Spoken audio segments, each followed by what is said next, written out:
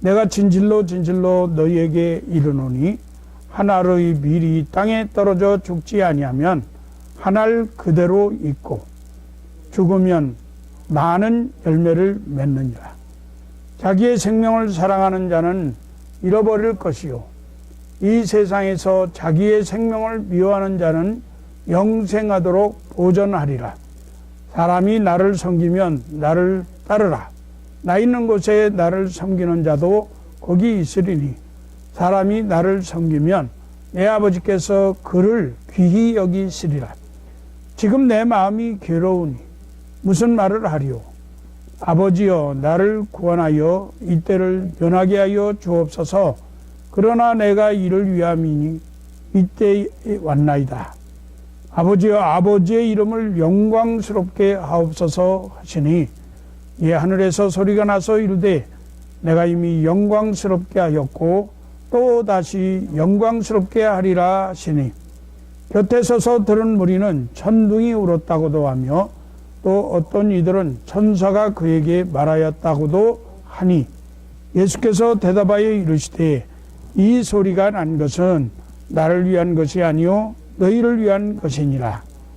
이제 이 세상에 대한 심판이 이르렀으니 이 세상의 임금이 쫓겨나리라.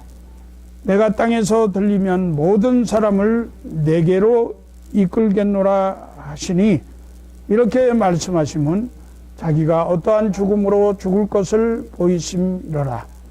이에 무리가 대답하되 우리는 율법에서 그리스도가 영원히 계신다함을 들었거늘 너는 어찌하여 인자가 들려야 하리라 하느냐. 이 인자는 누구냐. 예수께서 이르시되 아직 잠시 동안 빛이 너희 중에 있으니 빛이 있을 동안에 다녀 어둠에 붙잡히지 않게 하라. 어둠에 다니는 자는 그 가는 곳을 알지 못하느니라. 너희에게 아직 빛이 있을 동안에 빛을 믿으라. 그리하면 빛의 아들이 되리라. 예수께서 이 말씀하시고 그들을 떠나가서 숨으니라. 지난주에 허리케인 플로렌스가 지나가고 난 뒤에 가을이 성큼 다가온 것 같습니다. 무더웠던 여름날이 어느덧 흔적 없이 지나가버리고 한낮에 열매를 익히기 위한 햇살이 따갑게 느껴지고 아침 저녁으로 서늘한 바람이 불기 시작했습니다. 벌써 내일 9월 24일 우리 조국 대한민국에서는 온 가족이 모여서 오곡백과의 풍성한 결실을 기뻐하고 선조들의 은혜에 감사하면서 가족과 이웃들이 사랑을 나누며 하루를 즐기는 한가위 추석 명절이 되었습니다. 추석 명절에는 온 식구들이 깔깔대면서 알밤을 까서 송편 소를 만들고 반달 모양의 송편을 빚어 먹던 생각이 납니다. 센터빌에서 로또 29번을 타고 우리 집이 있는 동네로 오다가 보면 메나사스 배틀필드 파크를 지나게 되는데 그 근처에 모처에 밤나무 3그루가 있습니다.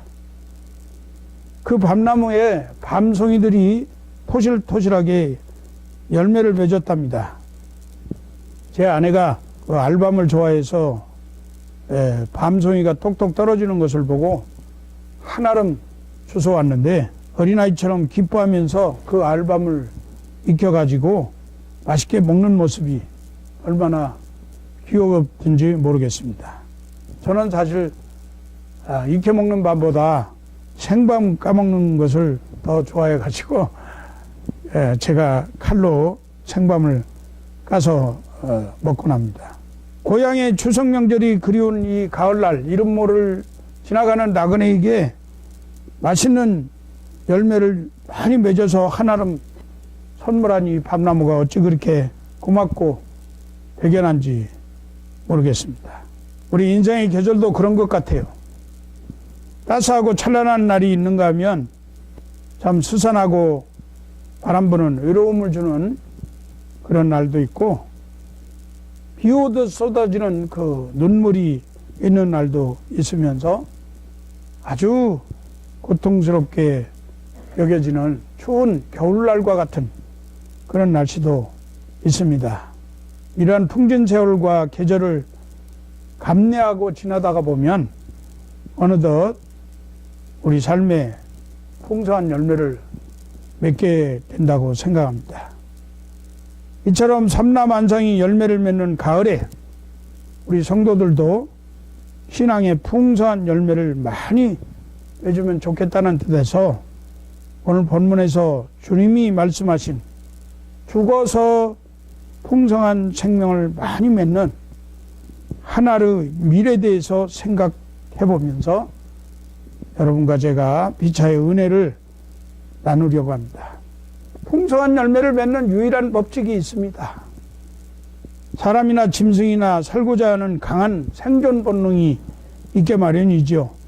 그래서 극한 상황에 처했을 때에 어떻게든 살아남으려고 본능적으로 행동하게 됩니다.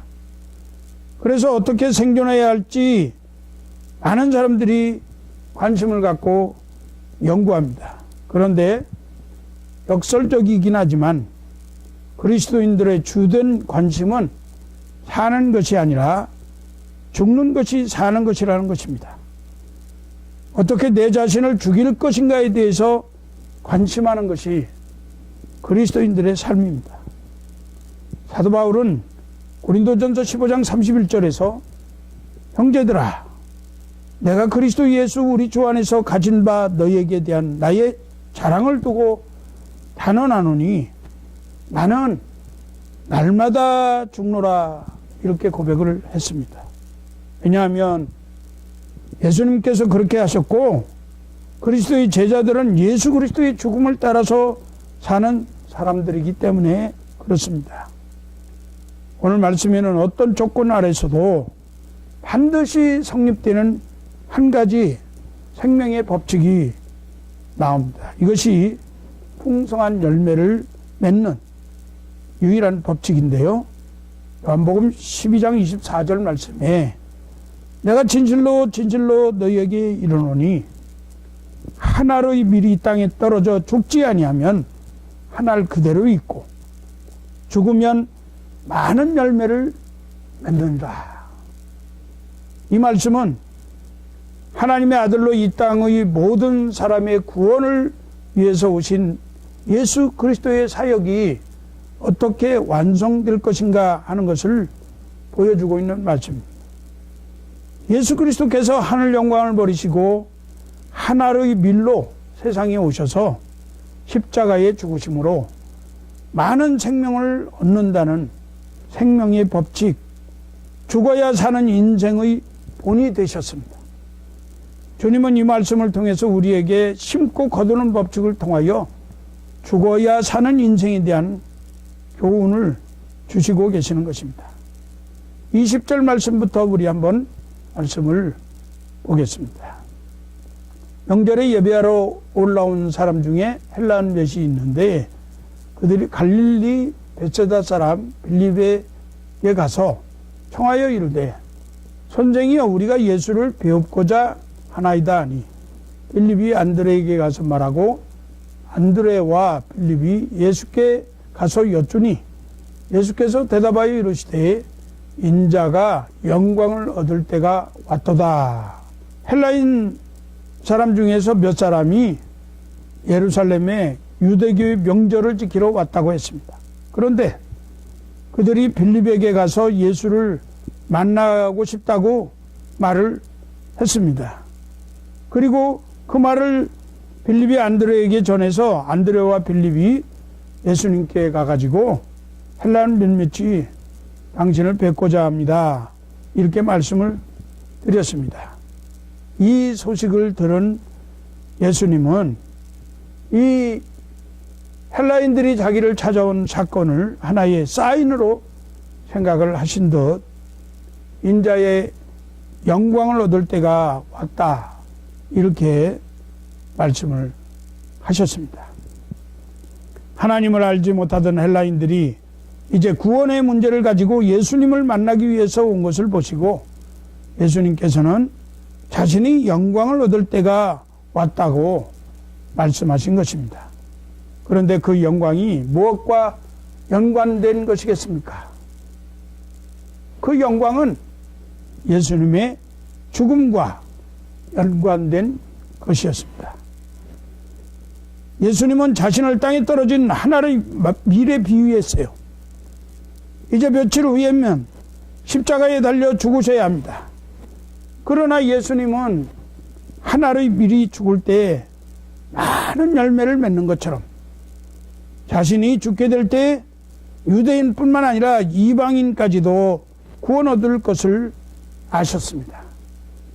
예수님은 자신의 죽음을 통해서 아담 안에서 죄악과 타락으로 죽은 모든 사람들이 새 생명을 얻게 될 것을 바라보시면서 앞에 있는 십자가가 고난이라기보다는 영광스러운 것이라는 것을 생각하셨습니다. 십자가의 죽음을 통해서 은혜와 진리가 충만한 아버지 독생자의 영광을 받을 때가 왔음을 아셨습니다.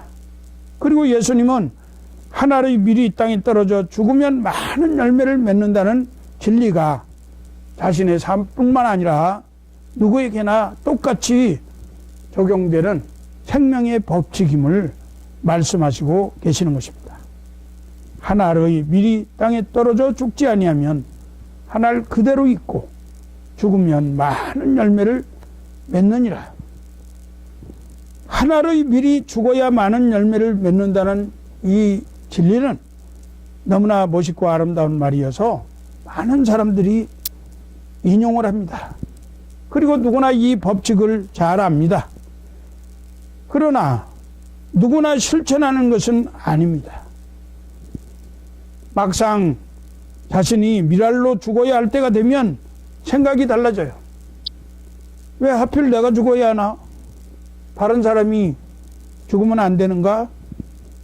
왜 하필 지금 이때 내가 죽어야 하는가? 조금 있다가 죽으면 안 되는가? 하면서 주저하게 됩니다. 실천을 꺼리는 한 가지 이유가 죽는 것을 존재의 소멸로 생각하기 때문입니다. 그러나 하나의 밀의 죽음은 철저한 자기 희생을 통해 다시 사는 길이고 자기 안에 있는 무한한 가능성을 실현하는 방법입니다. 존재의 소멸이 아니라 진정으로 생명을 보존하는 유일한 생명 법칙이라는 말씀입니다. 하나의 밀이 땅에 떨어지는 척, 죽은 척 해가지고서는 결코 열매를 얻지 못합니다.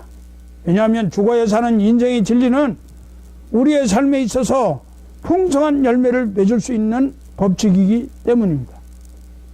그러나 이것을 다 알아도 실천하려면 부담이 생깁니다. 나 하나면 죽으면 주위 사람들이 생명을 얻고 훨씬 원활하게 교회와 사회가 부흥과 성장을 하게 될 것입니다. 나 한 사람만 죽이면 존귀하신 하나님의 영광이 드러날 것을 압니다. 그러나 죽어야 함을 알수록 외면하고 싶은 마음이 우리를 사로잡습니다. 죽고자 할수록 죽지 않으려는 내가 고개를 쳐듭니다. 꼭 내가 죽어야 되나요? 꼭 이때 죽어야 하나요? 죽기 싫어 죽겠다고 말합니다. 이처럼 우리의 본성으로서는 도저히 풍성한 열매를 맺는 법칙을 실천할 수가 없습니다. 우리 각자는 하나의 밀알과 같은 생명력을 간 존재임을 기억해야 합니다. 마태복음 13장에서 예수님께서 씨 뿌리는 자의 비유를 말씀하셨는데 농부 되신 하나님께서 우리의 마음밭에 말씀의 씨를 뿌리시는 장면이 나옵니다. 그 씨가 뿌려지고 뿌리가 나고 싹이 터져서 성장하게 되면 열매를 맺게 되는데 30배, 60배, 100배의 열매를 맺는다고 말씀하셨습니다. 그러니 하나님께서 주신 말씀, 예수 그리스도의 복음의 씨앗 안에는 나 자신을 살릴 뿐만 아니라 많은 사람을 살리는 생명력이 그 안에 있는 것입니다. 그런데 그 하나의 씨앗이 땅에 떨어져 썩어야만 한다는 거예요. 반드시 뿌려진 씨앗이 열매를 맺기 위해서는 거쳐야 할 과정이 있는데, 그것은 하나의 씨앗이 땅에 떨어져 썩어서 죽어야만 한다는 것입니다. 하나의 씨앗이 죽는 과정이 반드시 있어야 또 다른 풍성한 열매를 맺을 수 있다고 하는 것입니다. 그런데 이것이 쉽지가 않습니다. 살고자 하는 것은 자연스러운 그런 본능이지만, 죽고자 하는 것은 나를 부인하는 것이기 때문에 더욱더 어렵습니다. 그래서 살고자 할 때보다 죽고자 할 때 더욱 큰 의지와 힘이 필요합니다. 하지만 성경은 하나의 밀알이 되어 썩어지는 것을 죽음이라고 말하지 아니하고 도리어 영생을 얻는 길이라고 말씀하고 있습니다. 밀알은 죽을 때가 있습니다. 그때를 놓치지 말아야 합니다. 예수님께서는 자신이 어떠한 때를 지니고 있는가에 민감하셨어요. 요한복음 2장에 보면 예수님의 처음 표적이 가나 혼인잔치에서 물로 포도주를 만드신 사건이 기록되어 있는데, 이때 예수님께서 어머니 마리아에게 내 때가 아직 이르지 못하였다고 말씀했습니다. 예수님께서는 아직 내 때가 아니라고 하셨는데, 그것은 예수님께서 세상의 모든 사람들을 살리기 위해서 죽어야 할 때를 말씀하는 거죠. 그런데 오늘 본문 말씀을 보면 예수님께서 인자의 영광을 얻을 때가 왔도다 하시면서 이제 본인이 십자가에서 죽으실 때, 그래서 영광을 얻을 때가 되었음을 아시고 그때를 놓치지 않으셨던 것입니다. 오늘 본문 27절에 보니까 지금 내 마음이 괴로우니 무슨 말을 하리요? 아버지여, 나를 구원하여 이 때를 면하게 하여 주옵소서.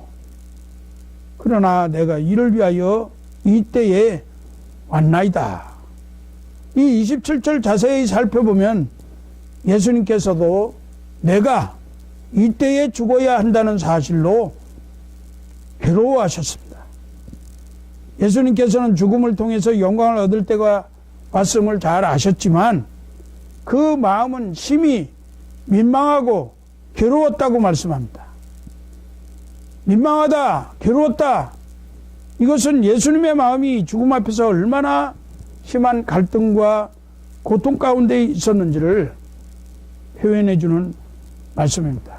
오늘 본문에는 간단히 이렇게 언급을 했지만 누가복음 22장 42절에 보면 예수님께서는 죽음을 앞두고 땀방울이 핏방울이 되도록 기도하셨다고 했습니다. 마태복음을 보면 십자가 죽음을 앞두고 겟세마네 동산에서 같은 기도 제목을 놓고 3차례 반복해서 기도하셨습니다.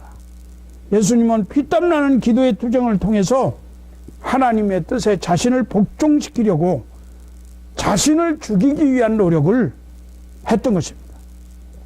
그 후에 간절한 기도를 통해서 하나님의 뜻을 확고하게 받아들이고 내가 이때에 십자가를 져야 한다고 순종하셨습니다. 때로는 믿음 생활을 할 때에 후회하는 때가 있습니다. 그것은 내가 하나님의 말씀 가운데서 죽어야 할 때를 놓치고 자신이 살려고 하다가 일을 그르칠 때를 말합니다. 내 자존심을 살리려다가 내 입장을 살리려다가 내가 살려고 하다가 하나님의 말씀을 죽이고 다른 사람을 죽이는 일들이 생기는 것입니다. 하지만 예수님처럼 내가 죽을 때를 놓치지 않고 나 자신을 부인하고 죽임으로 내 가정과 내가 속해 있는 관계 속에서 하나님의 살아계심을 드러내고 열매를 맺으면서 살아갈 영광스러울 때가 있는 것입니다. 누가복음 9장 23절 말씀은 또 무리에게 이르시되 아무든지 나를 따라오려거든 자기를 부인하고 날마다 제 십자가를 지고 나를 좇을 것이니라 라고 우리 예수님은 말씀하셨습니다. 예수님께서는 제자들에게 가끔 가다가 죽는 것이 아니라 날마다 자기를 부인하고 죽으라고 말씀하신 것입니다. 그런데 감사한 것은 무엇입니까? 자기 생명을 미워하는 자는 영생하도록 보존하리라고 하는 말씀입니다. 하나님께 나를 죽여주십시오 했을 때에 하나님께서는 도리어 우리에게 영생으로 보상을 해 주시는 것입니다. 더 많은 생명의 열매로 영광을 나타내 주시는 것입니다. 오늘 요한복음 12장 26절 사람이 나를 섬기려면 나를 따르라. 나 있는 곳에 나를 섬기는 자도 거기 있으리니 사람이 나를 섬기면 내 아버지께서 어떻게 하시겠다고요? 저를 귀히 여기시리라. 영광스럽게 하시겠다고 하는 말씀 아니겠어요? 그러기에 진정한 영광은 하나님의 말씀을 이루기 위해서 하나님과 함께 다른 사람들 앞에서 내가 죽을 수 있는 것이 영광입니다. 그렇게 해서 많은 열매를 맺을 수 있다면 그것이 그리스도의 삶의 방식, 죽어서 사는 인생이 되는 것입니다. 내가 죽어서 하나님의 의가 나타나고 내가 죽어서 내 가정이 살고 교회가 살고 다른 사람들이 예수 그리스도의 생명력을 가질 수 있도록 하는 것입니다. 그렇게 하나님께서 원하시는 많은 열매를 맺는 삶을 살고자 하면 살고 죽는 문제에 얽매여서는 열매를 맺기가 어렵습니다. 삶과 죽음의 문제를 초월해서 하나님의 말씀 앞에 나를 죽이고 순종하면서 살아갈 때에 많은 열매를 맺게 되는 것입니다. 하나님께서는 우리에게 생명의 말씀을 주셨을 때에 그것이 그냥 그대로 있으라고 주신 것이 아닙니다. 그 말씀 안에는 나를 살리고 많은 사람들을 살리는 무궁한 생명의 힘이 담겨져 있는 줄로 믿습니다. 아멘. 그리고 그것은 내가 하나님의 말씀에 죽고 내 자신을 부인할 때에 열매로 맺게 되어지는 것입니다. 예수님께서도 이 일은 너무 힘이 들었어요. 너무나 고민됐어요. 비록 하나님께서 예수님을 이 땅에 미랄로 보내주시고 이제 당신이 땅이 떨어져 죽어야 사람들을 구원할 수 있는데 그것이 너무나 힘들고 두려웠습니다. 그래서 할 수만 있으면 이 잔을 내게서 벗어지게 해달라고 기도했습니다. 하지만 예수님은 자신이 죽음이 많은 사람들을 살릴 뿐만 아니라 그것이 곧 자신에게 주어진 영광된 사명인 것을 잘 알고 계셨습니다. 그렇게 그 죽음의 길을 걸어가셨던 것입니다. 우리가 가진 영생의 생명력은 내가 죽음으로 살아나게 되는 것입니다. 풍성한 열매를 더 얻게 되는 것입니다. 오늘 본문 25절에 자기의 생명을 사랑하는 자는 잃어버릴 것이요 이 세상에서 자기의 생명을 미워하는 자는 영생하도록 보존하리라 이렇게 말씀했는데 이 말씀은 본문 위에도 마태복음 10장 39절 16장 25절 마가복음 8장 35절 누가복음 17장 33절 등에 4번이나 반복해서 기록되었습니다. 그만큼 생명을 얻을 수 있는 다른 방법이 없음을 강조하는 말씀이라고 생각이 됩니다. 우리의 생명은 이 땅에서만 유지될 수 있는 한계를 가졌고 타락한 생명이죠. 그러나 그 생명 속에 영생을 얻을 가능성이 내포되어 있습니다. 이것은 하나님의 은혜입니다. 예수님을 영접함으로 부패하고 타락한 몸이 부활의 영광스러운 몸으로 변화될 수 있습니다. 하나님의 자녀로 다시 태어나서 영원한 하나님의 나라를 상속받을 수도 있습니다. 자기의 생명만 이같이 보존할 뿐 아니라 수많은 생명을 열매 맺게 할 수 있습니다. 그런데 이와 같은 일은 이 세상에서 자기 생명을 미워하는 실천을 통해서 하늘의 밀처럼 땅에 떨어져 죽어야만 다시 사는 생명으로 풍성한 열매를 얻는 생명으로 실현된다고 하는 사실입니다. 요즘 자살률이 급증하는 시대에 죽어야 한다는 말씀을 드리기가 조심스럽긴 합니다만은 다행스럽게도 하나의 밀알로 죽는다는 것을 예수님은 자기 생명을 미워하는 것으로 해석을 하셨습니다. 미워한다는 것은 덜 사랑한다는 의미를 가지고 있는 히브리적 표현입니다. 예수님은 자기의 뜻과 계획을 부인하고 철저히 하나님의 때를 따라 하나님의 일을 하셨습니다. 할 수만 있으면 마시고 싶지 않았던 고난의 잔과 죽음의 십자가도 심한 통곡과 피땀 흘리는 기도의 투쟁 끝에 마침내 순종하셨습니다. 예수님은 하나님의 원대로 살기 위해서 자기 소원을 버리고 자기 생명을 죽음으로 내어주기까지 미워하셨습니다. 이처럼 하나님의 뜻대로 살기 위해 자기를 덜 사랑하는 것이 생명을 미워하는 삶입니다.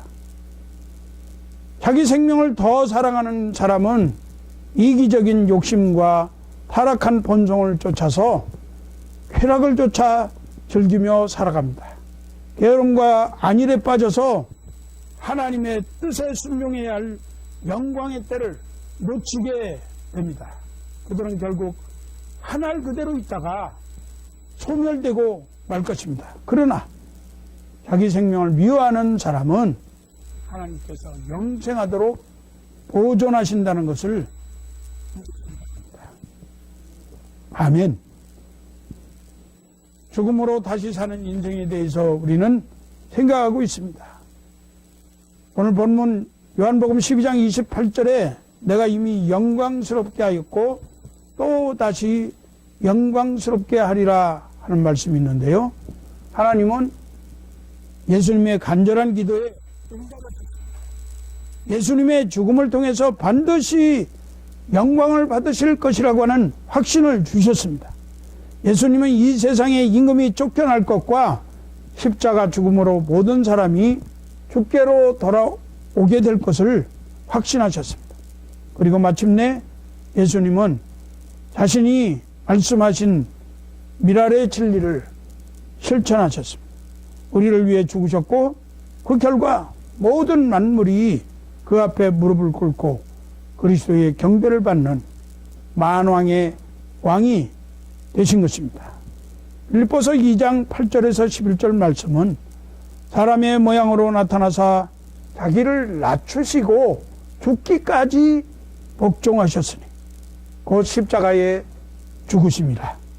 이러므로 하나님이 그를 지극히 높여 모든 이름 위에 뛰어난 이름을 주사 하늘에 있는 자들과 땅에 있는 자들과 땅 아래에 있는 자들로 무릎을 예수의 이름에 꿇게 하시고 모든 입으로 예수 그리스도를 주라 시인하여 하나님 아버지께 영광을 돌리게 하셨느니라 라고 기록하고 있습니다. 우리가 가정에서든지 교회에서든지 직장에서든지 학교에서든지 이 땅에서 하나님의 백성답게 살려다 보면 자존심이 상할 때가 많이 있습니다. 하나님의 자녀답게 살려다 보면 성질을 죽어야 할 때가 많이 있습니다. 이 땅에는 우리가 예수 믿는다고 하면 공연히 터집을 잡는 사람, 우리를 우습게 여기고 봉으로 여기는 사람들이 많이 있습니다. 그래서 하고 싶은 것 하지 못하고 가고 싶은 곳 가지 못할 때도 많습니다. 욕심내는 것까지는 아니더라도 남들 하는 것만큼만이라도 좀 해보고 싶은데 그마저 할 수 없을 때도 있습니다. 남들은 뽐내고 있는데 자기만 죽는 것 같아서, 남들은 활짝 피어나고 있는 것 같은데 자기만 어둠 속에 묻히는 것 같아서 답답하고 괴로울 때도 있습니다. 과연 이렇게 죽으면 많은 열매가 맺힐까? 의심하는 때도 생깁니다. 그래서 미랄의 진리를 실천하기 위해서는 예수님과 같은 피땀 나는 기도가 필요한 것입니다. 예수님은 하나님의 소원과 자신의 소원에 마찰을 일으킬 때 육신의 욕망을 제하고 복종시킬 수 있는 힘을 주시도록 하나님께 간구하셨습니다. 반드시 많은 열매가 열릴 것이라는 확신이 마음을 사로잡고 눈앞에 아른거리는 십자가 영광으로 보이기까지 간절히 기도하셨습니다. 한 번 기도해서 안 되면 2번 기도하시고, 2번 기도해서 안 되면 3번 기도하시고, 3번 기도해도 안 되면 온 밤을 지새워서 기도하시면서 땀방울이 핏방울이 되도록 기도하셨습니다. 그리고 마침내 심령에 확신을 주시는 하나님의 음성을 들으셨고 미랄의 진리를 실천할 수 있는 힘을 공급받으셨습니다. 미리 열매 맺기 전에 반드시 거치는 과정이 있어요. 하늘 높이 올라가고 싶은데 반대로 땅에 떨어지고 만인 앞에 드러나고 싶은데 어둠 속에 묻혀야 하는 그런 고통스러운 기간이 있습니다. 그러나 반드시 죽으면 다시 살고 풍성한 열매를 맺는 인생이 될 줄로 믿습니다. 로마서 8장 17절에서 18절은 자녀이면 또한 상속자 곧 하나님의 상속자요 그리스도와 함께한 상속자니 우리가 그와 함께 영광을 받기 위하여 고난도 함께 받아야 할 것이라. 생각건대 현재의 고난은 장차 우리에게 나타날 영광과 좋게 비교할 수 없도다. 이렇게 말씀했습니다. 이제 말씀을 맺으려고 합니다. 한 알의 밀은 아주 작고 볼품이 없습니다. 눈에 잘 보이지도 않습니다. 그 밀알이 땅에 떨어져 죽지 않으면 한 알 그대로 있습니다. 이 외형을 수천 년을 보존한다고 할지라도 땅에 심겨져서 썩어서 죽지 아니하면 생명력을 상실한 한 알 그대로 있게 될 것입니다. 한 알의 밀알이 땅에 떨어져 죽으면 보통 4개월 후에 열매를 맺게 되는데 보통은 100개에서 125개 정도의 열매를 맺는다고 합니다. 그리고 이 수확한 밀알을 다시 뿌리고 수확하고 하는 것을 5년 동안 거듭해서 하게 되면 그 양이 100억에서 125억 개의 열매를 맺게 된다고 하는 거예요. 근데 이 양은 200명의 사람이 34년 동안 먹을 수 있는 엄청난 양의 양식이 된다고 합니다. 한 알의 밀알 안에 있는 많은 사람들을 살리는 엄청난 생명력이 있다고 하는 것을 증거하는 거죠. 하지만 그러한 생명력은 그 한 알이 썩지 아니하면 아무 소용이 없습니다. 그 한 알이 땅에 떨어져 죽을 때에 그 많은 양의 생명력을 발휘하게 되는 것입니다. 예수님께서는 한 알의 밀알이 어떻게 하나님께로부터 영광을 얻고 하나님께 영광을 돌릴 수 있는지를 잘 아시고 우리에게 가르쳐 주셨습니다. 자신이 한 알의 밀알이 되어서 죽어서 많은 열매를 맺는 것으로 본을 보여 주셨습니다. 하나님께서는 놀라운 생명의 비밀을 우리에게 알려주셨습니다. 저와 여러분에게도 하나님의 말씀의 씨앗을 심어주셨고 많은 이들을 살릴 수 있는 예수 그리스도의 복음의 생명의 씨앗을 주셨습니다. 우리 각자에게 하늘의 생명력을 주셨습니다. 내가 죽을 때 나도 영생으로 살아갈 수 있을 뿐만 아니라 또한 다른 사람을 살리는 생명력을 발휘할 수 있음을 우리로 하여금 알려주셨습니다. 나를 부인하고 예수 그리스도를 따를수록 영생을 누리며 하나님이 내 안에서 살아계신 생명력을 경험할 수 있도록 하셨습니다. 그런데 이러한 풍성한 생명력을 누리기 위해서는 다시 말씀드리지만 죽어야 합니다. 그럴 때에 하나님의 말씀이 생명력이 내 안에서 풍성하게 누려집니다.